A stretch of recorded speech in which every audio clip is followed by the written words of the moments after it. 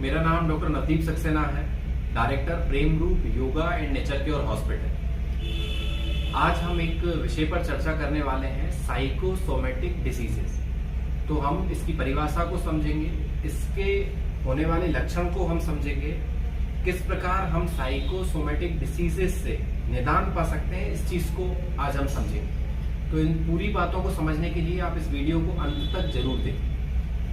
सबसे पहले साइकोसोमेटिक बीमारी है क्या? साइकोसोमेटिक बीमारी, इसकी परिभाषा में समझ में आता है कि साइकोलॉजी की वजह से होने वाले शरीर के अंदर बदलाव, उनको हम साइकोसोमेटिक डिसीजेस बोलते हैं। अब साइकोसोमेटिक डिसीजेस को यदि हम थोड़ा सा और एलॉबरेट करते हैं और थोड़ा खींचने की कोशिश करते हैं, तो जब हम किसी भी बीमारी को देखें तो कोई भी बीमारी डायरेक्टली आपके शरीर में उत्पन्न नहीं होती। उसके पहले उसकी एक प्रतिक्रिया है, उसके पहले उसका हुआ एक पार्ट है जो हम कहीं ना कहीं पे उसको निगलेक्ट कर देते हैं, हम उसको इग्नोर कर देते हैं। तो किसी भी बीमारी की शुरुआत हमारे साइकोलॉजी से होती है। साइकोलॉजी का मतलब, यदि आप चिड़चिड़ापन महसूस करते हैं, आप कभी एकदम लो फील करते हैं, कभी एकदम हाई फील करते हैं, आपको डिप्रेशन जैसा महसूस होता है, आप अपने आप को अपने दोस्तों से, अपने परिवार से, या फिर अपनी जो भी एक्टिविटीज आप करते हैं उनसे अपने आप को दूर करना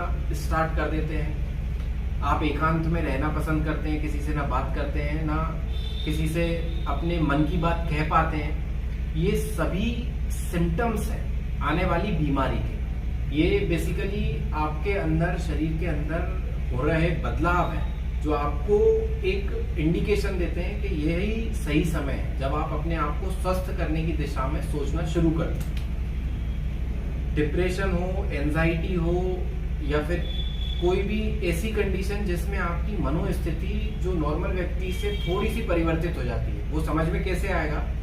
समझ में जब आने लगेगा जब आप आपके एक्शंस को देखेंगे। मतलब आपने कोई भी मन में आपकी चीज को सोचा, सोचने के बाद उस पर कोई प्रतिक्रिया ली, और प्रतिक्रिया के बाद जो रिजल्ट आएगा वो यदि सामान्य है, सोसाइटी में एक्सेप्टेबल है, उससे किसी को कोई तकलीफ नहीं है, वो नॉर्मल फिजियोलॉजी है, नॉर्मल साइकोलॉजी है। यदि आपने जो चीज आपके मन में सोची, उसमें यदि कहीं ना कहीं पे विचलितता होगी, तो आप जो काम करेंगे उस पे उसका प्रभाव दिखेगा, और जो रिजल्ट है, एंड रिजल्ट, उस एंड रिजल्ट में भी आपको परिवर्तन देखने को महसूस होगा। तो मेरा आज इस वीडियो को बनाने का पर्पस ये है कि यदि आप YouTube पे या किसी भी जगह पर देखेंगे, साइकोसोमेटिक बीमारियों के बारे में कोई भी ज्यादा डिस्कशन नहीं होता है, जबकि सबसे महत्वपूर्ण समस्या है साइकोसोमेटिक बीमारियां। तो साइकोसोमेटिक बीमारियों में कौन सी बीमारियां आती हैं? साइकोसोमेटिक बीमारियां कोई अलग बीमारी नहीं। आपको डायबिटीज है, वो स्ट्रेस की वजह से हो सकती है, तो उसको साइकोसोमेटिक बीमारी बोलेंगे। आपको बीपी की प्रॉब्लम है, यदि वो आपके तनाव की वजह से, आपके स्ट्रेस की वजह से उत्पन्न हो रहा है, तो उसको साइकोसोमेटिक बीमारी बोलेंगे। आपको नींद नहीं आ रही है, आपके शरीर में कहीं पे जकड़न है, आपको दर्द है, घुटने में दर्द है, कमर में दर्द है, ये सभी बीमारियां साइकोसोमेटिक बीमारियां ही कहलाती हैं। साइकोसोमेटिक बीमारियां, उसके हिस्ट्री लेने पर समझ में आता है कि इस चीज की शुरुआत कहां से हुई। अब साइकोसोमेटिक बीमारियों के बारे में आपने समझ लिया है। अब इसके लक्षण क्या है? इसके लक्षण यही है कि जब आप अपने आप को देखते हैं, अपने आप को आप सोसाइटी से अलग करने की कोशिश करते हैं। आप कोशिश ये करते हैं कि मैं किसी से बातचीत ना करूं, अपने दोस्तों से बातचीत ना करूं, परिवार से बातचीत ना करूं। जब आपसे कोई बातचीत करने की कोशिश करता है तो उसमें अपना चिड़चिड़ापन हम दिखाते हैं, ताकि यदि इसने अभी बात कर ली, अगली बार से ही हमसे भी बात करने की कोशिश ना करे। इस तरह से सोसाइटी से अपने आप को अलग करना, एक डिप्रेशन जैसी स्थिति में रहना।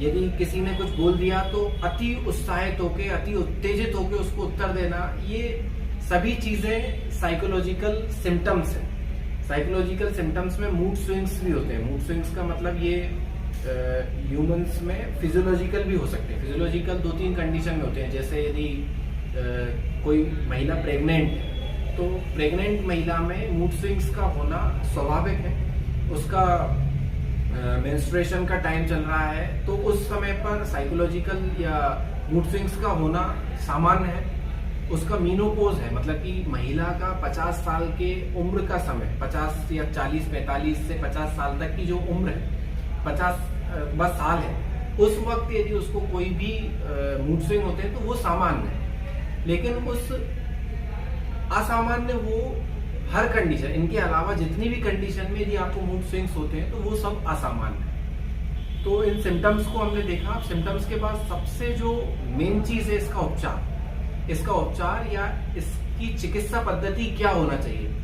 तो यदि अब आपको सरल भाषा में समझें, आपको दर्द है और आपने दर्द के लिए डाइक्लोफेनेक या कोई भी एक गोली आपने खा ली, उससे आपको आराम मिल गया, लेकिन आपने उसके रूट को उसको नहीं समझा। मुझे कमर में दर्द है, कमर के दर्द के लिए मैंने कोई भी गोली खाई, मुझे आराम मिला, मैं ठीक महसूस करने लगा।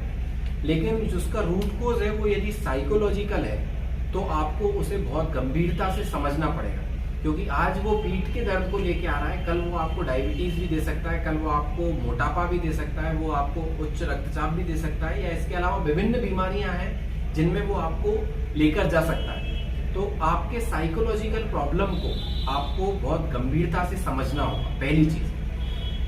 दूसरा, जो साइकोलॉजिकल समस्या है वो आ रही है आपके मोबाइल के इस्तेमाल से, आपके आहार में परिवर्तन की वजह से, आपके प्रकृति से जो जुड़ाव है उससे आप अलग होते चले गए उसके कारण, या फिर आपको किसी चीज का कोई ट्रोमा लगा है, आप किसी चीज में गिल्ट महसूस करते हैं। तो ये कारण है जिनकी वजह से साइकोलॉजिकली आप अपने आप को अनफिट महसूस करते हैं। इसका उपचार बिल्कुल क्लियर है। जो चीज आपको परेशान कर रही है उसी चीज में, उसी जगह पर हमको उपचार करना होगा। उदाहरण के तौर पे मोबाइल का इस्तेमाल यूजुअली होना किस चीज के लिए चाहिए कि आपके पास किसी चीज का फोन आता है, हमने उसको उत्तर दिया, या हमें किसी से अपनी बात करनी है, तो वो एक उस चीज का सदुपयोग है। पर वहीं यदि मोबाइल का इस्तेमाल हम नकारात्मक चीजों के लिए करने लगे, हम फेसबुक, ट्विटर, इंस्टाग्राम, किसी का सब्सक्रिप्शन है तो जी हो गया, नेटफ्लिक्स हो गया, अमेजोन प्राइम हो गया, इसके अलावा यदि बच्चों को देखें तो गेम्स में वो लगे रहते हैं, वो चाहे कोई सा भी गेम हो उसमें लगे ही हुए हैं। तो वो चीज का हमें एक डिफरेंस समझना होगा कि कितना वो हमारे लिए जरूरी है और कितना वो हमारे लिए हानिकारक है। तो आप बिल्कुल क्लियरली समझ पाएंगे कि आपके मस्तिष्क पर जो मल्टी स्पेक्ट्रम लाइट है, जो मोबाइल से निकलती है, आपके लैपटॉप से निकलती है, आपके टीवी से, आपके कंप्यूटर से, ये मल्टी स्पेक्ट्रम लाइट आपके मस्तिष्क को पूरी तरह से छिन्न भिन्न कर देती है। उसमें एक बॉम्बार्डिंग ऑफ सिग्नल होता है जो आपको विचलित करता है, आपको किसी भी काम को करने या ना करने के लिए मजबूर करता है। तो आपके मोबाइल का इस्तेमाल आपके साइकोलॉजिकल फैक्टर्स और इवन उससे उत्पन्न बीमारियों में आपको डायरेक्टली फायदा जरूर देगा। दूसरी चीज, आपका आहार। आजकल आहार का मतलब यह है कि जब आपको भूख लगेगी तब आप खा सकते हैं, लेकिन आहार का मतलब यह है कि जब और जितना आपके शरीर को रिक्वायर्ड है हम तब और उतना अपने शरीर को देंगे। वो बेसिकली हमारे आहार का मेन बिंदु है। अब यदि आहार को हम समझें तो आहार को सात्विक रखा जा सकता है, कंस्ट्रक्टिव रखा जा सकता है, उसको सूदनिंग रखा जा सकता है। इसमें बहुत सारी चीजें आती हैं। यदि वो व्यक्ति शाकाहार का सेवन करता है तो शाकाहार में हम उसको अलग एक डाइट बताएंगे, जिससे कि वो सलाद का सेवन या किस समय पर खाना खाना चाहिए, इन सब चीजों के बारे में सोचे। यदि वो मांसाहार का सेवन करता है तो मांसाहार के सेवन के भी कुछ नियम हैं। उस सब चीजों का ध्यान रखकर हम एक डाइट प्लान, एक डाइट उस व्यक्ति को बताते हैं जो उसकी बीमारी के लिए, जो उसके लक्षणों के लिए बिल्कुल कारगर साबित होती है। तीसरी चीज, आपकी दिनचर्या। दिनचर्या क्या है? हम बचपन से सुनते आते हैं कि दिनचर्या आपकी बेहतर होना चाहिए, दिनचर्या आपकी बिल्कुल सुदृढ़ होना चाहिए, दिनचर्या आपकी बिल्कुल व्यवस्थित होना चाहिए। पर हम कहीं ना कहीं पे अपने भागदौड़ भरी इस जिंदगी में, इस व्यस्त लाइफ में अपनी दिनचर्या को ही सबसे ज्यादा अफेक्ट करते हैं। दिनचर्या में जो सबसे महत्वपूर्ण चीज है आपके सुबह का उठना। लेकिन सुबह यदि आप 5 बजे, 5:30 बजे या 6 बजे उठना चाहते हैं तो उसके लिए जरूरी है आपका रात्रि में 10 बजे तक बिस्तर पर सो जाना। तो सभी चीजें एक दूसरे से कनेक्टेड हैं, इसलिए आपकी दिनचर्या के बारे में आप जरूर सोचें। सुबह उठना बहुत ज्यादा जरूरी है। सुबह उठकर आप व्यायाम करें, व्यायाम नहीं करते हैं तो मॉर्निंग वॉक पर जाएं। यदि आपको साइकोलॉजिकल कंडीशन है, साइकोलॉजिकली आप अनफिट हैं, तो सुबह की मॉर्निंग वॉक आपको बहुत फायदा देगी। उसके बाद परिवार के साथ समय बिताते हुए आप नाश्ता करें। आप अपना लंच में कोशिश ये करें कि जो भी आप रोटी या सब्जी का सेवन रेगुलरली करते हैं, तो उसके पहले एक बाउल में, एक कटोरी में आप सलाद को भी लें। मतलब आपकी ककड़ी हो गई या टमाटर हो गया या खीरा हो गया या मूली हो गई, गाजर हो गई, इस चीज़ों को आप पहले खाएं, उसके बाद अपने भोजन को आप ग्रहण करें। आप मिताहार को अपनाने की कोशिश करें। मिताहार मतलब एक अंश आपके भोजन का आपको छोड़ना होगा। एक अंश, जैसे आप 4 रोटी खाते हैं तो आप 3 रोटी खाएं। एक थोड़ा सा असंतुष्टि वाला भोजन, आप पूरा भरपेट जो खाना खाते हैं उससे आप थोड़ा सा अपने आप को फ्री करें। ये दिनचर्या में आपको फिर बार बार बीच में कुछ खाने की या पीने की आदत नहीं रखना है। आपको बार बार, यदि आपको पानी पीना है, आप जितना चाहे उतना पानी पी सकते हैं, लेकिन आप चाय हो गया, समोसा हो गया, कचौड़ी हो गया, ये सब चीज़ों का बार बार सेवन नहीं करना। लंच का समय 12 बजे से 1 बजे के बीच में है, ये बिल्कुल बेहतर है, बिल्कुल अच्छा है। इसी को आप कोशिश करें मेंटेन करने की। रात्रि का भोजन जो आजकल सबसे ज्यादा गलत समय पे होता है, वो है रात में 9 बजे, 10 बजे, 8 बजे, 11 बजे, कितनी भी बजे, जब आप अपने काम से फ्री हुए तब आप भोजन को करेंगे। लेकिन आपको रात्रि का भोजन सूर्य अस्त के पहले, मतलब 6 बजे के पूर्व या 6 से 7 के बीच में आप अपने भोजन को कर लें, रात्रि के भोजन को। उसके बाद सिर्फ आप पानी का सेवन करें, ताकि आपके शरीर में एक बेहतर एनर्जी बनी रहे, उसकी वजह से आपको नींद अच्छी आए, सही समय पर नींद आए, आप थकावट महसूस ना करें। यही सब चीजें हैं जिनसे आप अपने आप को बहुत आसानी से स्वस्थ भी रख सकते हैं, और यही सब चीजें हैं जिनको बिगाड़कर आप अपनी अच्छी भली जिंदगी को अस्वस्थ भी कर सकते हैं। तो आप सभी से मेरा यही निवेदन है कि अपने आप को प्राकृतिक चिकित्सा से, प्रकृति से जोड़कर स्वस्थ करें। अब प्राकृतिक चिकित्सा क्या है? प्राकृतिक चिकित्सा आपको कभी कोई जड़ी बूटी खाने के लिए, कभी कोई चूर्ण खाने के लिए, कभी कोई गोली दवाई खाने के लिए आपको प्रेरित नहीं करता, आपको कभी सुझाव नहीं देता।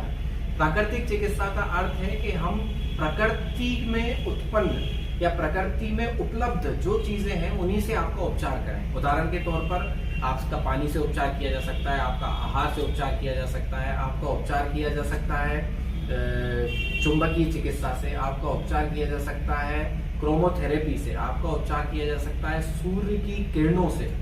तो इन सभी चीजों से जिनसे आपका शरीर बना है, वही चीजें आपके शरीर को उपचार के लिए इस्तेमाल करना है, वही चीज आपके शरीर को आपको स्वस्थ करने के लिए इस्तेमाल करना है, यही प्राकृतिक चिकित्सा है। तो आज की बात को मैं यही खत्म करता हूं और कोशिश करता हूं कि आप सभी प्राकृतिक चिकित्सा से जुड़ने की कोशिश करें, अपने मस्तिष्क को, अपने शरीर को एक संतुलित तरह से रखने की कोशिश करें। यही मेरा आज के इस वीडियो को बनाने का मूल उद्देश्य। धन्यवाद।